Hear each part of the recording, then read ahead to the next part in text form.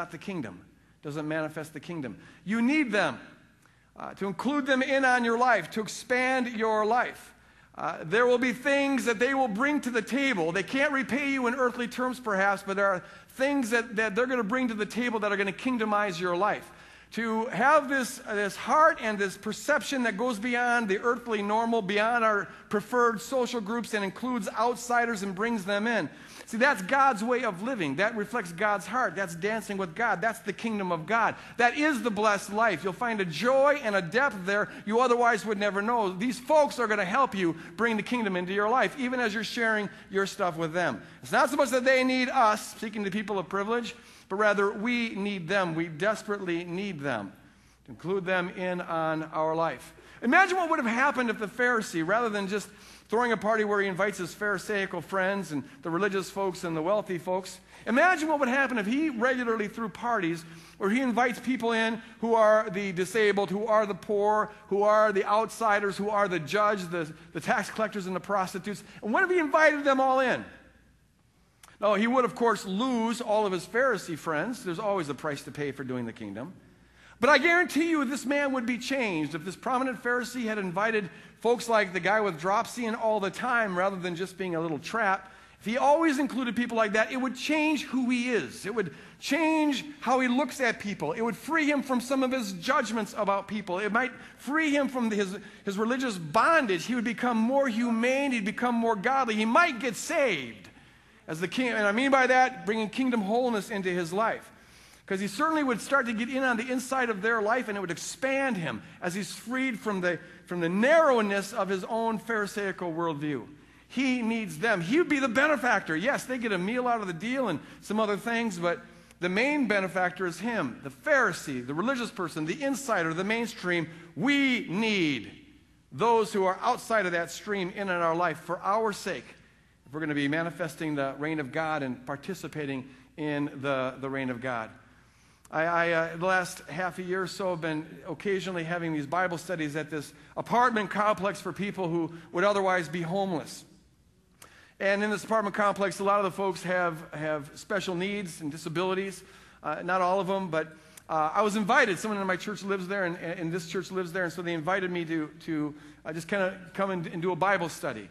And so we go there, and I have my bongos. They asked me to bring the bongos, and we have a guitar and a piano and a two-string guitar and a piano, and there's usually 4 or 5, at the most 6 people, and we sing some songs, and then I share a little bit, and we have a little discussion. And it's not any of the kind of music that we hear at Woodland Hills Church or probably in most other churches. And the dialogue isn't at all what you'd normally have here at Woodland Hills Church or most other churches. These are just special people. And you might say, oh, how nice for our senior pastor to go and have this Bible study at this apartment complex for these special people. But I am here to promise you that the main benefactor is me. When I go there, I am just, there's a dimension of the kingdom. There's a dimension of the kingdom that these folks minister to me that would otherwise be missing in my life. There's something in me that just gets expanded and deepened when I'm around these folks, just sharing this. You know, we're often impressed with the big, but I think God is more impressed with the small.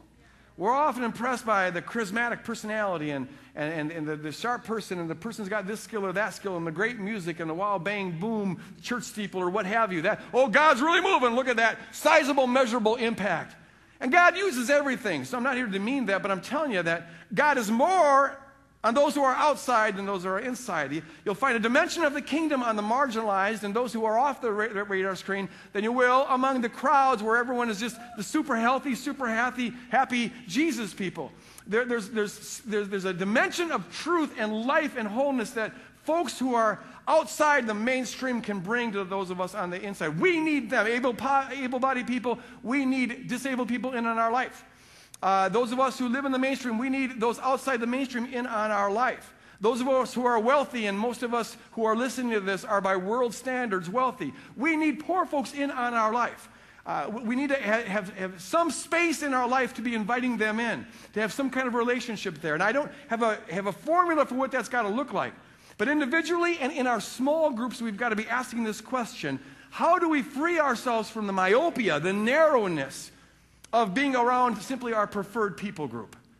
How do we free ourselves to really manifest the kingdom? And it's not about us being good deed doers to them. It's rather about the fact that we need them in our life to expand and to grow.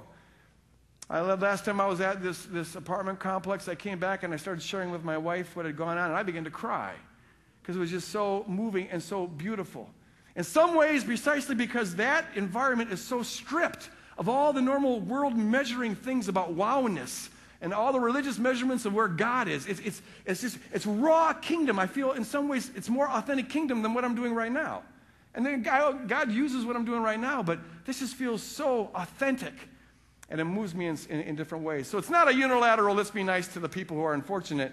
It's rather a matter of us recognizing our desperate need for them in our life. That was the first misunderstanding of this teaching. The second one is this. If we're not careful, we might think that Jesus is just talking about something we're supposed to do on occasion.